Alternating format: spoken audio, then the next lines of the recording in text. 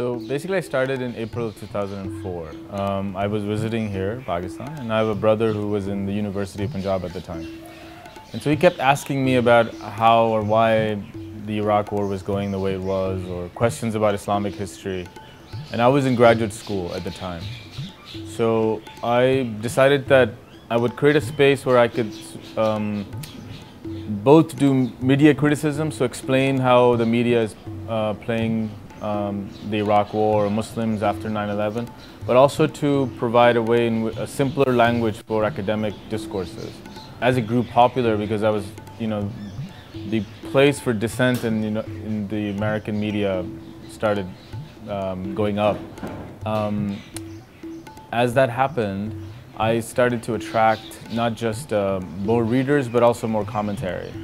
And then I had a very dear friend of mine, Daisy Rockwell, join the blog in 2006. And then it really became a sort of, not just about the US foreign policy, but about South Asia in general. It became about cultural history, art.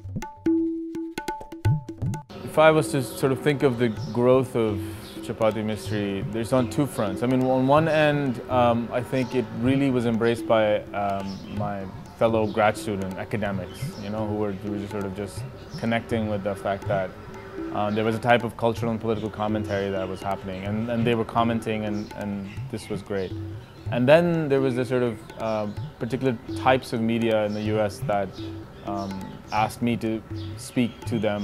But I think the bigger thing has always been this slow diffusion of people reading, a very, very dedicated core of readers. And one of the people that I've written about from a very early point is Zaid Hamid.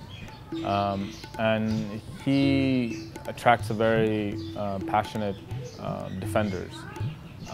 So, when I gave a couple of radio interviews in Chicago, and then I wrote a very long piece for him on him.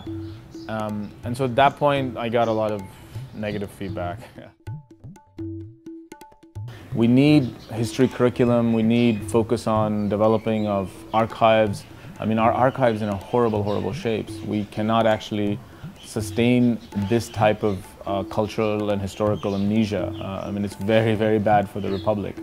And so you need, a certain type of political and cultural will to say history is important, historians are important, archives are important, and spend that capital in investment on that front.